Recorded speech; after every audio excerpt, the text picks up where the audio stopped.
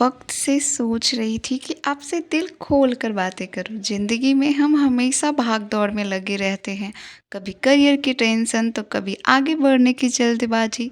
पर आज बस थोड़ी देर के लिए सब कुछ साइड में रखते हैं और बस एक दूसरे को सुनते हैं।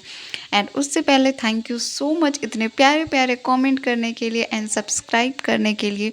आगे और भी लोग अगर मुझसे जुड़ना चाहते हैं और 90 डे के चैलेंज में मुझे देखना चाहते हैं कि मैं इसको कैसे कंप्लीट करती हूँ एंड बीपीएससी टीआरई 4 के आगे एक एक कदम मैं कैसे बढ़ाती हूँ, वो सब देखने के लिए मुझे सब्सक्राइब ज़रूर कर लेना।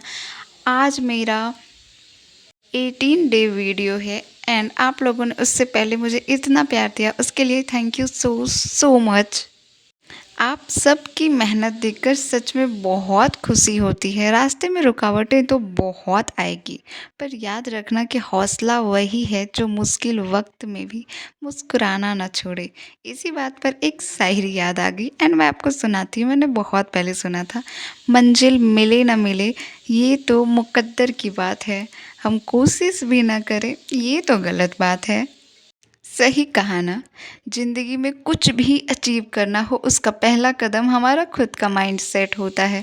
अगर हम अंदर से शांत और फोकस्ड हैं तो दुनिया की कोई भी चीज़ हमें हमारे एम से भटका नहीं सकती।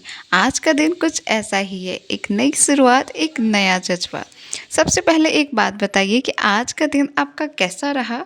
कोई ऐसी चीज़ जिसने आपको आज बहुत खुश किया हो? सो मुझे कमेंट में बताना। एंड कल के कमेंट में बहुत अच्छा लगा आप सबके आंसर्स सुन के। देखिए, ज़िंदगी की यही खूबसूरती है, कभी हम स्ट्रेस में होते हैं, कभी खुशी में, लेकिन हम चलते रहते हैं। और जैसे हम अपनी ज़िंदगी को समझने की कोशिश करते हैं, वैसे ही कभी कभी हमें कुछ चीज़ों को सिस्टमेटिकली देखना पड़ता है। जब हम अपनी रोज़मर्रा की ज़िंदगी में ऑर्डर लेते हैं तो चीज़ें आसान हो जाती है। बस वही ऑर्डर मैथ में भी होता है। मैथ सिर्फ नंबर्स का खेल नहीं है, ये पैटर्न को पहचानने की एक कला है जो आई थिंक सबके अंदर होती है। एंड मेरे अंदर नहीं थी, पर मेरे अंदर वो भी आ चुकी है। एंड मैंने एचसीएम और एलसीएम स्टार्ट किया है और उसके छोटे से नोट्स बनाए हैं जो कि पूरे इस मैथ के जर्नी में, इस सब्जेक्ट जर्नी में हमें हेल्प करने वाली है। एंड अभी से मैं अपना क्वेश्चन आंसर स्टार्ट करती हूँ क्योंकि इस चैप्टर पे 4 लेक्चर हैं एंड मैं 2 आज ख़त्म करके ही उठूँगी क्योंकि आज मुझे काम है, घर में माँ भी नहीं है तो मुझे खाना भी बनाना है एंड पापा को दवाई भी देना है, वो तो आपको पता ही है। सो हम जल्दी जल्दी से अपनी क्लास स्टार्ट करते हैं एंड जानते हैं कि एचसीएम और एलसीएम क्या चीज़ है, क्या बला है, वो सब हम आज जानेंगे। सो चलिए अब बिना किसी स्ट्रेस के एकदम नए नज़रिए से शुरू करते हैं। इमेजिन कीजिए आपके पास 2 अलग अलग साइज की रिबन हैं। एक है 12 मीटर और दूसरा है 18 मीटर। आपको दोनों रिबन को बराबर टुकड़ों में काटना है बिना किसी वेस्टेज के। अब सवाल ये है कि वो बड़े से बड़ा टुकड़ा क्या होगा जो दोनों में बराबर फिट हो जाए। लो, यही है एचसीएफ, हाईएस्ट कॉमन फैक्टर। इसका मतलब है कि हमें वो कॉमन चीज़ ढूंढनी है जो दोनों के स्ट्रेंथ को रिप्रेजेंट करे। अब आते हैं एलसीएम पर। एलसीएम का मतलब है लिस्ट कॉमन मल्टीपल। इसका एक छोटा सा एग्जाम्पल लेते हैं। मान लीजिए आपके घर में 2 क्लॉक है। एक क्लॉक 4 मिनट पे अलार्म बजती है और दूसरी क्लॉक पर हर 6 मिनट में। अगर दोनों ने अभी साथ में अलार्म बजाया तो वो दोबारा कब एक साथ बनेगी? पहली वाली 4, 8, 12, 16, 20, 24। ओके।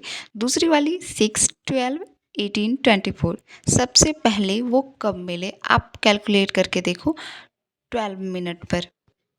यही है एलसीएम, वो छोटा सा टाइम पॉइंट जहाँ दोनों मिल जाते हैं। एचसीएफ में हम तोड़ रहे थे और एलसीएम में हम जोड़ रहे हैं। बस इसी लॉजिक को पकड़ लीजिए, मैथ अपने आप आसान हो जाएगी। और हाँ, आज हमने बस सीढ़ियाँ चढ़ी है। एक दिन में एक्सपर्ट बनने की ज़रूरत नहीं है, नहीं तो आप कन्फ्यूजन हो जाएगा आपको और आगे भी कन्फ्यूजन ये बढ़ती ही रहेगी। बस ये समझ लीजिए कि एचसीएफ में कॉमन को ढूंढना है और एलसीएम में मल्टीपल को या टाइमिंग को। और बचपन में ना ये चैप्टर मुझे इतनी ईजी लगती थी क्योंकि उस टाइम एलसीएम का मतलब भी वही था कि 2-4 अंक के एलसीएम निकालने थे और एचसीएफ आई थिंक मुझे स्टार्टिंग से हार्ड लगते थे। सो अभी भी मुझे लगते हैं बट उतने नहीं लगते। मैंने इतना कर लिया है कि मुझे अब उतनी प्रॉब्लम नहीं होती है। ख़ैर ये सब बातें छोड़ते हैं और अभी हम टीम वर्क पर काम करते हैं। सो मैं आपको एक होमवर्क दूँगी एंड आप मुझे होमवर्क कमेंट में दे सकते हो मुझसे क्वेश्चन पूछ के, क्योंकि वो चीज़ें अगर मुझे नहीं आती है तो मैं सर्च करके या यहाँ वहाँ से देख के पता करती हूँ, जिससे मेरी नॉलेज थोड़ी-सी बढ़ जाती है। जाते-जाते बस यही कहना चाहूँगी, हर मुश्किल का हल मिल जाएगा, आज नहीं तो कल मिल जाएगा। डर को खुद से दूर करके तो देखो, मैथ का हर सवाल दोस्त बनकर मिल जाएगा। और ये बातें मुझे कहीं न कहीं सही लगती है एंड मैंने जैसे मैथ बनाया है ना, आपको देख के इतना ख़राब लगेगा कि ऐसे कोई मैथ कैसे बना सकता है? अगर बाद में मैं चाहूँ भी बनाना, तो भी मैं नहीं बना सकती हूँ। आज का होमवर्क ये है कि आप अपने पास देखें, क्या आपको कोई ऐसी चीज़ दिखती है जहाँ एचसीएफ या एलसीएम का लॉजिक अलग रहा हो? कल मिलते हैं और इससे थोड़ा और डीप में एक्सप्लोर करेंगे एंड हम ये कल जानेंगे कि एचसीएफ एलसीएम घर पर कैसे यूज होता है, बाहर कैसे यूज होता है। ये बहुत ज़्यादा कॉम्पिटिटिव है एंड अभी मुझे खाना बनाना है। आप लोगों को तो पता है, ये मैंने पहले भी आपको बोला था। अभी मैं सोच रही हूँ मैं कद्दू और रोटी बना लेती हूँ, क्योंकि वही ईजी है और वही हेल्दी भी है। सो आज के लिए इतना ही एंड अपना होमवर्क याद रखना और मुझे कमेंट करो। सब्सक्राइब करना बिल्कुल नहीं भूलना, क्योंकि आगे की वीडियो की भी आपको ज़रूरत पड़ सकती है। मिलते हैं कल के वीडियो में और आप कौन कौन सी वीडियो देखना चाहते हो कमेंट करना। Bye bye.